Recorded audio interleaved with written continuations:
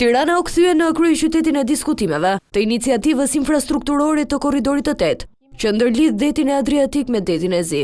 Ministrat e jashtëm të vendeve që janë pjesë e projektit u pritën nga kryediplomatja shqiptare Elisa Spiropali, e cila shpjegoi dhe përfitimet e këtij projekti me rëndësi.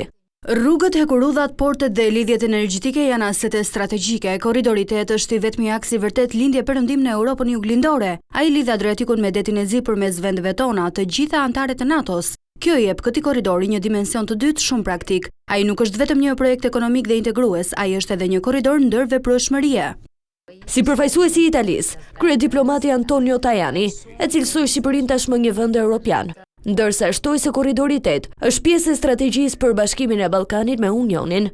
Jam dakord me ju se dhe për Italinë, korridori 8 nuk është vetëm zgjedhje teknike, është zgjedhje politike, se kjo është pjesë e strategjisë tonë për bashkimin e Ballkanit. Është përparësi strategjike për qeverinë italiane. Do të bëjmë maksimumin t'ju ndihmojmë që të bëheni pjesë e BE-s dhe jam i qartë për Ballkanin Perëndimor.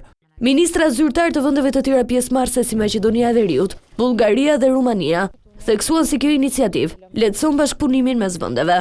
Këto rezultate duhet i ndjejnë vetë vendet dhe vetë qytetarët, distanca më të shkurtra, më të shpejta dhe zbatimi i standardeve evropiane. Korridori 8 mund të shndrohet jo vetëm në një aks ndërlidhje transporti, por edhe energjetike dhe të rezistencës. Në këtë kontekst, korridori 8 duhet vlerësohet në aspektin e rëndësisë së vet politiko-strategjike të ndikimit rajonal ekonomik, si dhe domethënien e tij strategjike të mbrojtjes.